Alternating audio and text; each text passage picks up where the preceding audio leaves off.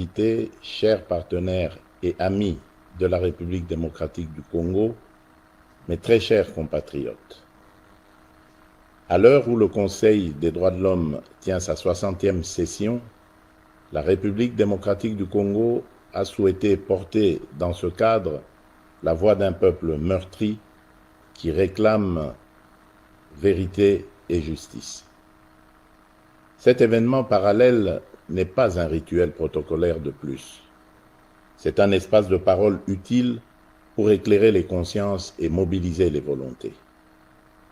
Depuis plus de 3 décennies, nos populations payent un tribut humain insoutenable, familles décimées, villages rayés de la carte, femmes et enfants brisés par des crimes planifiés et systématiques qui, dans leur modus operandi, relèvent pour certains actes de la logique du génocide.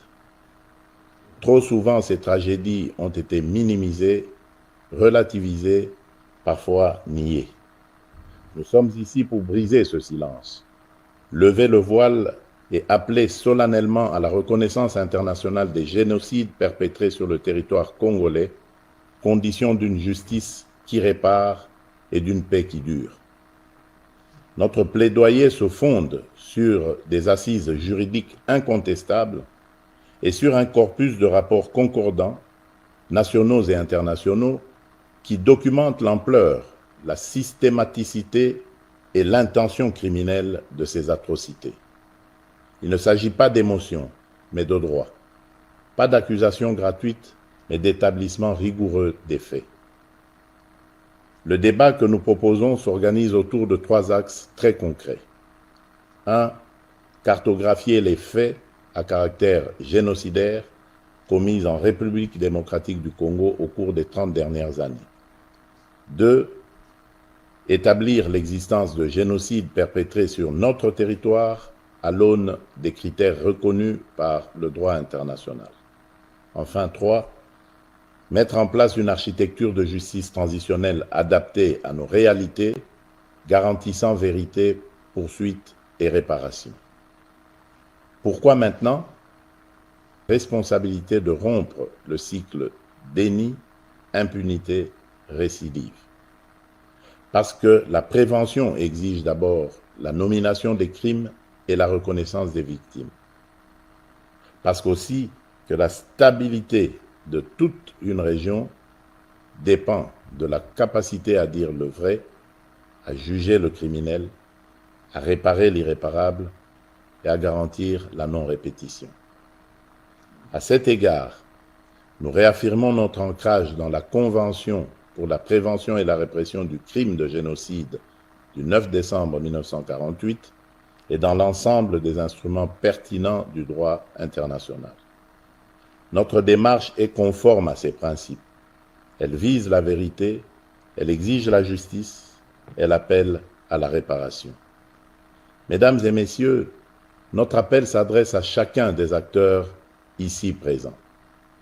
Aux États, appuyer l'établissement d'un mécanisme international robuste de vérité et de qualification juridique des crimes, assorti de capacités d'enquête, de préservation des preuves et de coopération judiciaire.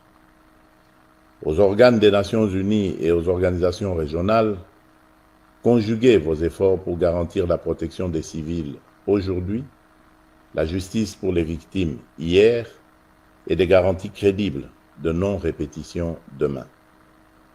Aux institutions de justice, nationales, régionales et internationales, faites prévaloir la compétence et la complémentarité afin que nulle zone grise ne subsiste pour l'impunité.